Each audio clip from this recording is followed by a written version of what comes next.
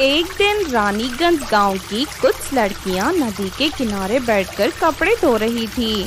तभी अचानक आसमान में काले काले बादल छा जाते हैं और देखते ही देखते उन बादलों के अंदर से बहुत सारी गंजी चुड़ैलें जमीन की ओर आने लगती हैं। अरे वो देखो, आसमान से ढेर सारी चुड़ैलें नीचे गिर रही हैं। हाँ, देखकर ऐसा लगता है मानो आसमान से गंजी चुड़ैलों की बारिश हो रही है। फिर एक एक कर सभी चुड़ैलें नदी के पानी में गिर जाती हैं। दूसरी तरफ नदी किनारे खड़ी लड़कियां चुड़ैलों को बड़ी हैरानी से देख रही थी। तभी अचानक चुड़ैलें पानी से बाहर निकलकर लड़कियों को पकड़ लेती हैं। चलो इन सबको मार कर इनके बाल काट लो। ये सुनकर सभी लड़कियां घबरा जाती हैं और अपनी जान बचाकर वहां से भागने लगती हैं। लेकिन सारी गंजी चुड़ैलें एक एक कर सभी लड़कियों को पकड़ लेती हैं। उसके बाद लड़कियों को लेकर चुड़ैलें वापस आसमान में मौजूद काले बादलों के ऊपर चली जाती हैं। बादलों में पहुंचने के बाद चुड़ैलें उन सभी लड़कियों को जान से मारकर उनके बालों को काटकर अपने गंजे सर पर लगा लेती हैं। हमें इन लड़कियों के बाल मिल चुके हैं, अब ये हमारी किसी काम की नहीं। चलो इनकी लाश को वापस नीचे फेंक दो। फिर वो सभी चुड़ैलें लड़कियों की लाश को उठाकर नीचे नदी के किनारे फेंक देते हैं। फिर अगले दिन जब गांव वाले कुछ औरतें नदी के किनारे पानी भरने आती हैं तो वहां ढेर सारी लड़कियों की लाश देख उनके होश उड़ जाते हैं। अरे ये क्या, अचानक इतनी सारी लड़कियां एक साथ मौत कैसे हो गई और इनके सर पर बाल कहाँ चले गए? जरूर कुछ तो गड़बड़ है। हाँ, मुझे भी ऐसे ही लगता है। हो ना हो ये काम किसी दुष्ट शैतान का है, वरना इतनी बेरहमी से इन्हें कौन मार सकता है। उसके बाद वो औरतें गांव जाकर सभी लोगों को ये बात बता देती हैं। फिर उस दिन से गांव वाले डर के मारे नदी के किनारे जाना बंद कर देते हैं। इस तरह कुछ दिन बीत जाते हैं। फिर एक रात गांव की कुछ लड़कियां किसी की शादी से वापस लौट रही थी। तभी अचानक रास्ते में गंजी चुड़ैलें उन्हें रोक लेती हैं। अरे वाह, इन लड़कियों के बाल तो बहुत खूबसूरत है, चलो जल्दी से इन लड़कियों को पकड़कर अपने साथ ले चलो। अचानक वहां चुड़ैलों को देख सभी लड़कियां घबराकर रोने लगती हैं। पर वो सभी चुड़ैलें उन सभी लड़कियों को पकड़कर काले बादलों के ऊपर ले जाकर उन्हें जान से मार देती हैं। उसके बाद उन लड़कियों के बालों को काटकर चुड़ैलें उनकी लाश को नीचे जमीन पर फेंक देती हैं। इस तरह देखते ही देखते कुछ ही दिनों में गंजी चुड़ैलें बहुत सारी लड़कियों का शिकार करके उनके बालों को काट लेती थी। अरे ये सब हमारे गांव में क्या हो रहा है? एक के बाद एक लड़कियां मरती ही जा रही हैं। आखिर कौन उनके बालों को काटकर उन्हें जान से मार रहा है? चाहे कुछ भी हो जाए, हमें जल्द से जल्द इस राज से पर्दा हटाना होगा। मैं एक जादूगरनी को जानती हूँ, चलो आज ही उसके पास मदद मांगने चलते हैं। फिर गांव के सभी लोग जंगल में रहने वाली जादूगरनी के पास पहुंचकर उसे अपने गांव में होने वाली घटना के बारे में बताने लगते हैं। जादूगरनी उसी वक्त पानी से भरा एक कटोरा लेकर मंत्र पढ़ना शुरू कर देती है और अगले ही पल उसे पानी के अंदर बादलों पर मौजूद चुड़ैलें दिखाई देती हैं। ये सभी काले बादलों में रहने वाली गंजी चुड़ैलें हैं। ये लड़कियों के बालों को काटकर अपने सर पर जोड़ रही हैं ताकि ये शक्तिशाली बन सके। अगर एक बार ये चुड़ैलें शक्तिशाली बन गई तो फिर सर्वनाश हो जाएगा। जादूगरनी की बातें सुनकर सभी गांव वाले दहशत में पड़ जाते हैं। जादूगरनी जी, हम बड़ी उम्मीद लेकर आपके पास आए हैं। अब आप ही उन दुष्ट चुड़ैलों से हमें बचा सकती हो। वो चुड़ैलें बहुत खतरनाक है। दूसरी तरफ इतनी सारे लोगों की जान खतरे में है, इसीलिए मैं उन चुड़ैलों का सामना करूंगी। उसके बाद जादूगरनी सभी लोगों को लेकर एक मैदान में पहुंच जाती है। चलो तुम सब लोग मिलकर यहाँ खुदाई करके एक बड़ा सा कुआं तैयार कर दो। फिर जादूगरनी के कहने पर सभी गांव वाले वहाँ खुदाई करना शुरू कर देते हैं और शाम तक उस मैदान में एक बड़ा सा कुआं तैयार हो जाता है। फिर वो जादूगरनी मिट्टी से गुड़िया तैयार करके उसे कुएं के अंदर डाल देती है और मंत्र पढ़ना शुरू कर देती है। देखते ही देखते उस मिट्टी की गुड़िया में जान आ जाती है और वो विशाल रूप धारण कर लेती है। उसके बाद वो गुड़िया अपने हाथों में रस्सी प्रकट करके आसमान में काले बादलों की ओर उछाल देती है। फिर वो रस्सी एक काले बादल पर मौजूद सभी चुड़ैलों को एक साथ जकड़ लेती है। शाबाश मेरी गुड़िया, चल जल्दी से सभी चुड़ैलों को खींचकर यहाँ धरती पर ले आ। फिर वो गुड़िया उन सभी चुड़ैलों को खींचकर नीचे ले आती है। तुम सबने बहुत सारे मासूम लड़कियों की हत्या की है, आज मैं तुम सबको मारकर तुम्हारा खेल खत्म कर दूंगी। उसके बाद वो गुड़िया एक एक कर उन सभी चुड़ैलों को कुएं के अंदर फेंक देती है। फिर जादूगरनी मंत्र पढ़कर उस कुएं के पानी में आग लगा देती है और देखते ही देखते सभी चुड़ैलें जलकर राख हो जाती है। उसके बाद गांव वाले मिट्टी डालकर हमेशा के लिए उस कुएं को बंद कर देते हैं। इस तरह सभी चुड़ैलों का अंत हो जाता है। उस दिन के बाद से सभी गांव वाले फिर से खुशी से रहने लगते हैं। बहुत समय पहले पृथ्वी के घने जंगल में एक शैतानी मंदिर हुआ करता था। शैतानी मंदिर का भूतिया पुजारी जंगल में रहने वाली गर्भवती चुड़ैलों को अमावस्या की रात शैतानी हीरा खिलाया करता था। शैतानी हीरे को खाने के बाद चुड़ैलों के गर्भ में पल रहे बच्चे बहुत ज्यादा शक्तिशाली बन जाते थे। जंगल में जब भी कोई चुड़ैल गर्भवती होती तो शैतानी मंदिर में जाकर पुजारी से जादुई हीरा लेकर खा लेती थी। दूसरी तरफ परिदेश में रीटा नाम की एक लालची परी रहती थी। एक दिन रीटा परी को शैतानी मंदिर के बारे में सब पता चल जाता है। मैंने फैसला किया है कि मैं अमावस्या की रात को शैतानी मंदिर में जाकर जादुई हीरा खाऊंगी ताकि मेरे होने वाले बच्चे परिदेश के सबसे शक्तिशाली बच्चे बन जाएं। नहीं नहीं रीटा, इस तरह की बेवकूफी मत करो। चुड़ैलों की दुनिया में जाना ठीक नहीं है, कहीं लेने के देने ना पड़ जाए। तुम चुप करो, तुम हमेशा इसी तरह डरपोक और बेवकूफ रहोगे, लेकिन मैं तुम्हारी तरह नहीं हूँ। इतने अच्छे मौके को मैं बिल्कुल गंवाना नहीं चाहती। तुम भी मेरे साथ चुड़ैलों की दुनिया में चलोगे। लेकिन रीटा, हम तो परिदेश में रहने वाले हैं, भला हमें चुड़ैलों की दुनिया में प्रवेश कैसे मिलेगा? तुम इसकी चिंता मत करो, मैंने अपनी जादूगरनी चाची से रूप बदलने वाला काढ़ा मंगवा लिया है। उससे पीते ही मैं एक चुड़ैल बन जाऊंगी और तुम एक खतरनाक भूत के रूप में बदल जाओगे। उसके बाद किसी को हमारी असलियत पता नहीं चलेगी और हम दोनों बड़ी आसानी से शैतानी मंदिर में दाखिल हो जाएंगे। फिर अमावस्या की रात आते ही रीटा परी और उसका पति जादुई काढ़ा पीकर भूत और चुड़ैल के रूप में बदल जाती हैं। उसके बाद वो दोनों जंगल में मौजूद शैतानी मंदिर में पहुंच जाते हैं। वहां चारों तरफ डरावनी आवाजें आ रही थी।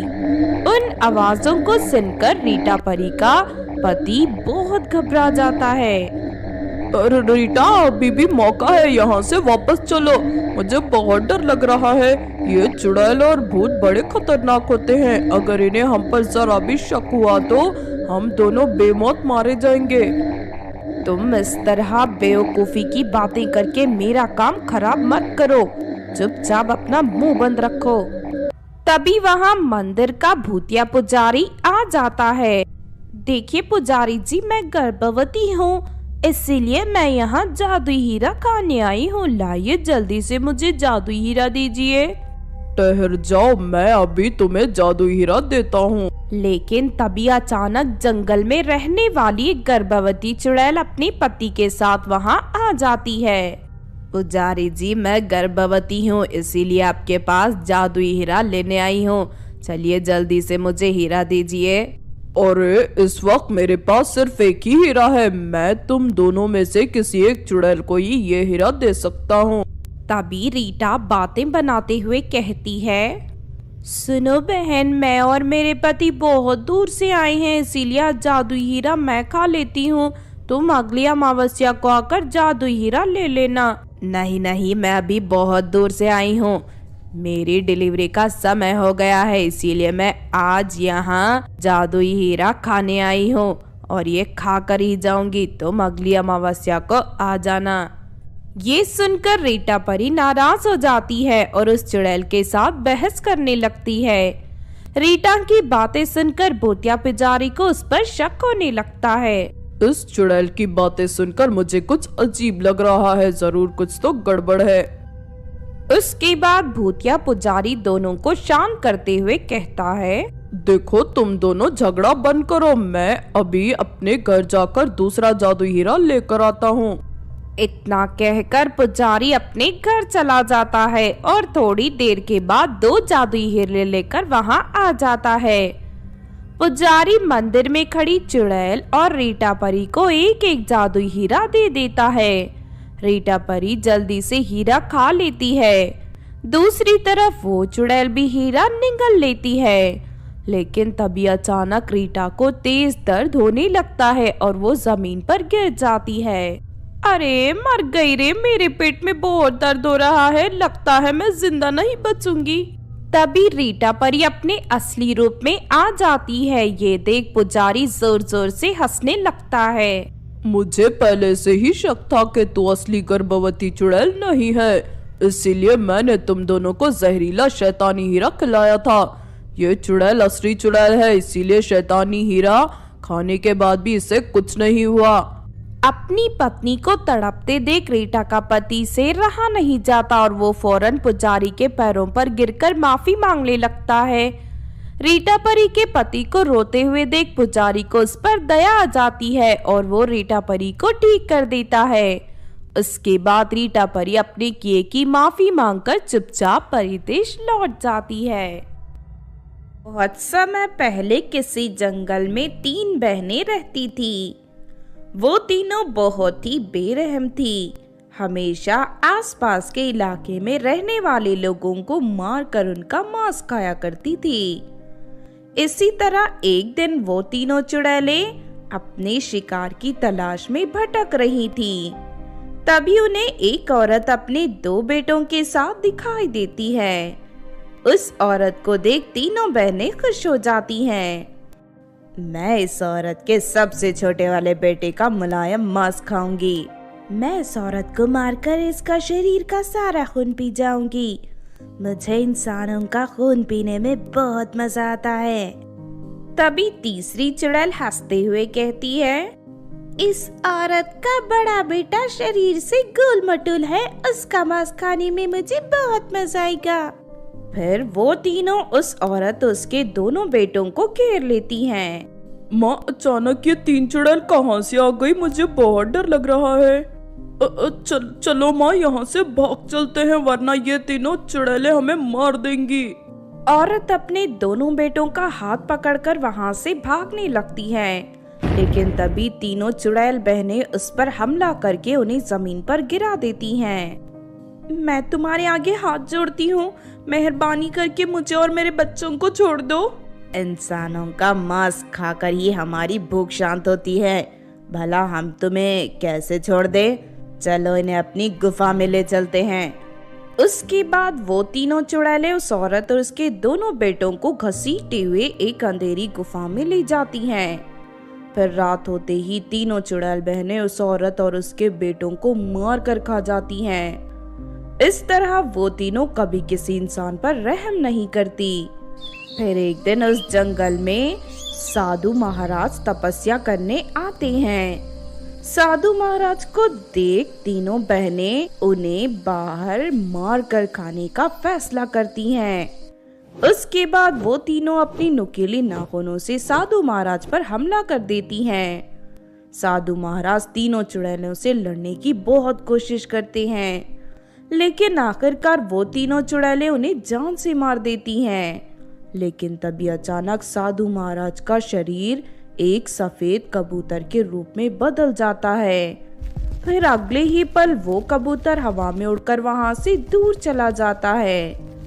ये देख तीनों चुड़ैल बहनें हैरान रह जाती हैं, लेकिन फिर इस बात को नजरअंदाज कर वो तीनों अपने नए शिकार की तलाश में निकल पड़ती हैं। थोड़ी देर के बाद वो तीनों पास के गांव में पहुंच जाती हैं। तभी वो देखती हैं कि एक अंधा आदमी अपनी पत्नी के साथ कहीं जा रहा था। वो देखो, एक अंधा आदमी अपनी पत्नी के साथ जा रहा है, चलो चलकर उन दोनों को पकड़ लेते हैं। उसके बाद वो तीनों बहनें उन दोनों के सामने पहुंचकर जोर जोर से हंसने लगती हैं। हे भगवान, हमारी रक्षा कर, वरना ये दुष्ट चुड़ैलें मेरे अंधे पति को मार कर खा जाएंगी। अरे मूर्ख औरत, अब तू चाहे जितनी भी प्रार्थना कर ले, तू और तेरा पति हमेशा के लिए खत्म। लेकिन तभी अचानक आसमान में वो सफेद कबूतर आ जाता है और अपने मुंह से तीनों चुड़ैलों के ऊपर ढेर सारी बर्फ की बारिश कर देता है। बर्फ की वजह से तीनों चुड़ैल ठंड से कांपने लगती हैं। अरे मर गए रे, ये यहाँ बर्फ की बारिश कैसे हो गई? अरे ये तो वही साधु महाराज है जो मरने के बाद कबूतर बन गया था। लगता है ये हमसे अपनी मौत का बदला लेने आया है। मुझे तो ये ठंड बर्दाश्त नहीं हो रही। देखते ही देखते उन चुड़ैलों का शरीर बर्फ की तरह जमने लगता है। ये देख तीनों चुड़ैल घबराकर वहां से भाग निकलती हैं। इस तरह उस अंधे आदमी और उसकी पत्नी की जान बच जाती है। फिर अगले दिन से जब भी वो तीनों चुड़ैलें किसी इंसान का शिकार करने जाती थी, तो वो सफेद कबूतर उन पर बर्फ की बारिश कर देता था। तीनों बहनें ठंड बर्दाश्त न कर पाने के कारण वापस जंगल में भाग जाती हैं। इस तरह वो सफेद कबूतर तीनों चुड़ैल बहनों का जीना हराम कर देता है। फिर एक दिन वो तीनों चुड़ैल बहनें उस कबूतर पर हमला करके उसे मारने की कोशिश करती हैं, लेकिन वो कबूतर उन तीनों बहनों के ऊपर जोरदार बर्फ की बारिश करके उन्हें हमेशा के लिए बर्फ में बदल देता है। उसके बाद कबूतर तीनों चुड़ैल बहनों को एक गुफा के अंदर बंद करके गुफा के मुंह पर एक बड़ा सा पत्थर रख देता है। इस तरह वो तीनों बहनें बर्फ बनकर हमेशा के लिए गुफा में कैद रह जाती हैं।